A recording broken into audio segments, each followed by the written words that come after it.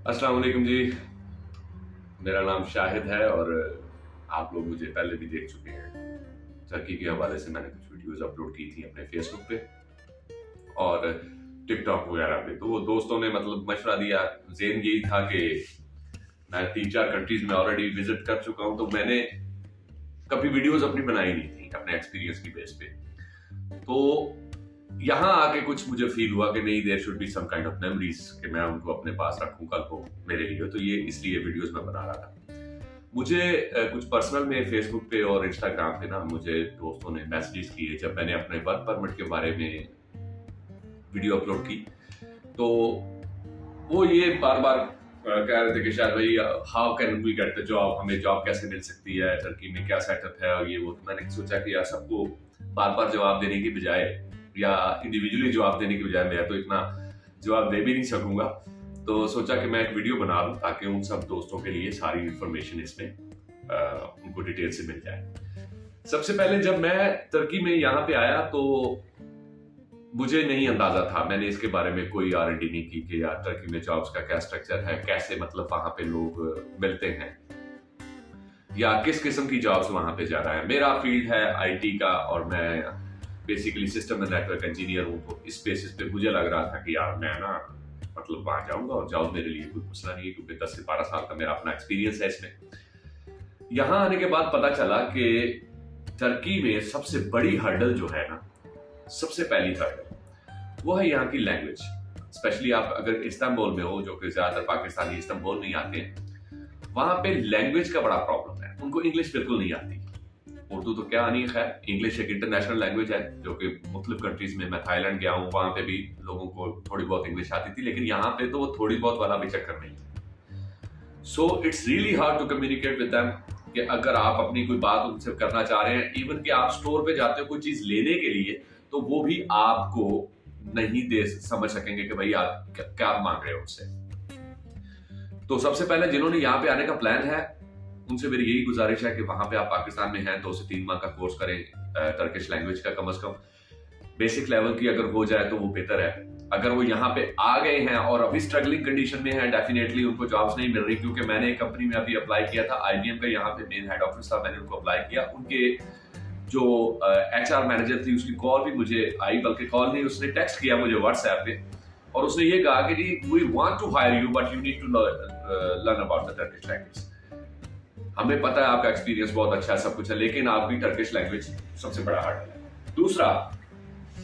दूसरा ये है कि आप जब यहाँ पे आते हैं तो अपने जेब में एक बात बना के आइएगा कि पाकिस्तान में हम रहते हैं तो हम ये सोचते हैं कि भाई हमने ये जॉब नहीं करनी, हमारे लेवल की होगी, फलां होगा ढिमकान होगा, लेकिन नहीं।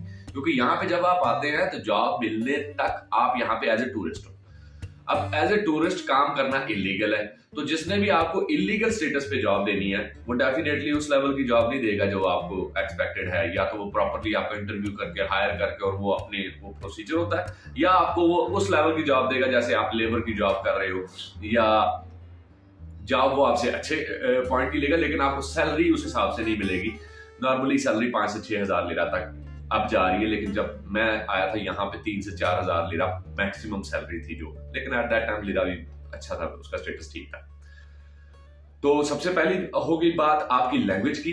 दूसरी बात ये हो गई कि आप टर्किश लैंग्वेज बेसिक्स अपना लर्न करने के बाद दूसरी ये है कि आप अपनी जॉब किस जॉब के लिए किस फील्ड ऑफ एक्सपर्टीज में आप आना चाहते हो। तीसरा यहाँ पे ये है कि यहाँ पे एक्सपेंसेस आपके पाकिस्तान से तकरीबन बराबर ही पड़ जाते हैं, अब तो जो सिचुएशन है, लेकिन मेरे लिविंग एक्सपेंसेस की आप बात कर ले तो वो भी नॉर्मली मतलब यहाँ पे है। तो इसलिए जब भी आपने टर्की विजिट करना है तो सबसे पहले अपनी जॉब देखें और उसके मुताबिक आप सर्च करें, ऑनलाइन भी मिल जाएगी आपको, लेकिन जॉब यहाँ मिलना इतना आसान नहीं है। ये अल्लाह और उसके रसूल का करम था कि यहाँ पे एक जो ग्रुप था उनको इंग्लिश स्पीकिंग के लिए बंदा चाहिए था, और सेकेंडली उनको IT के रिलेटेड बंदा चाहिए था जो कि इंटरनेशनल क्लाइंट्स के साथ उनके साथ डील कर सके। तो वो मेरी CV मतलब मैंने ऐसे ड्रॉप कर दी थी फेसबुक पे ऐड देख के, तो वीडियो कॉल पे इंटरव्यू हुआ और सो ऑन, मतलब मामला ठीक हो गया, अल्लाह का शुक्र है। तो यहाँ पे अभी इनके साथ मैं काम कर रहा हूँ। तो ये वो चीजें थी जो आप अपने जेहन में रखें। और सेकेंडली जब आप यहाँ पे आते हैं कम से कम 6 माह का अपना एक्सपेंस साथ लेकर रख के अपने साथ। उसकी वजह क्या है? उसकी वजह ये है कि जब आप यहाँ पे सेटल होते हैं ना, तो बाज औकात बंदा फिर मजबूरी में ऐसे किचन ना चल रहा हो तो आपका दिमाग भी नहीं चलता। और मैं उस फेज में से भी गुजर चुका हूं अपनी लाइफ में। ये समझ अल्लाह की तरफ से था कि वो अल्लाह ताला की जात सिखाना चाहती है इंसान को कुछ चीजें, तो वो उसमें से गुजारती है। इसी तरह मैं पहले बता रहा हूं कि ये इनमें से मैं गुजरा हूं। अपना किचन एक्सपेंस अपने पास लेकर आइएगा, साथ लेकर आए, या इतना हो कि आप कम से कम किसी के आगे आपको हाथ फैलाने की जरूरत ना पड़े। चौथा पॉइंट ये है कि आप इस्तांबुल में, लोग कहते हैं जी जॉब्स सबसे ज्यादा है, नो डाउट सबसे ज्यादा जॉब्स इस्तांबुल में। वहां पे टेक्सटाइल फैक्ट्रीज हैं, टेक्सटाइल के अगर आप एक्सपर्टीज हैं, आपके पास हैं, तो टेक्सटाइल में आपको काम मिल जाता है। वो सारी मतलब फैक्ट्रीज हर दूसरी गली में, हर दूसरी बिल्डिंग में बनी हुई है। मैन्युफैक्चरिंग है यहाँ पे गुड्स की, इलेक्ट्रॉनिक्स की गुड्स की। उसके बाद आप अगर करना चाहते हैं तो यहाँ पे डेली वेजेस पे भी काम मिलता है उनके, मतलब इस्तांबुल में, कि आप एक दिन जाते हैं, लेकिन टाइमिंग बहुत सख्त है। डेफिनेटली 10 से 12 घंटे बैठ नहीं आ सकते, बैठने का काम नहीं होता यहाँ पे। तो ये चीजें अपने माइंड में रख के आइएगा। अगर आप ये कहते हैं ना जी कि मेरे पास ये डिग्री है, सब कुछ है, बड़ा एक्सपीरियंस है, मैंने 12 साल, मैंने यकीन जाने मैंने फैक्ट्रियों में अपने साथ कुछ दोस्त ऐसे हैं जो 12-12 साल, 10-10 साल, 15-15 साल मैनेजरियल जॉब्स करके आए हैं। यूएई से यहाँ शिफ्ट हुए कि यार चलो जी हम टर्की चलते हैं, तो उन्हें मैंने लेबर जॉब्स करते देखा है। मैं उनका नाम नहीं लूंगा क्योंकि वो मेरे दोस्त हैं, अभी भी वो कॉन्टैक्ट्स में है और मैं किसी का पर्दा नहीं उठाता, लेकिन वो लोग जानते हैं कि यहाँ पे सिचुएशन जो मैं कह रहा हूँ वो सच है।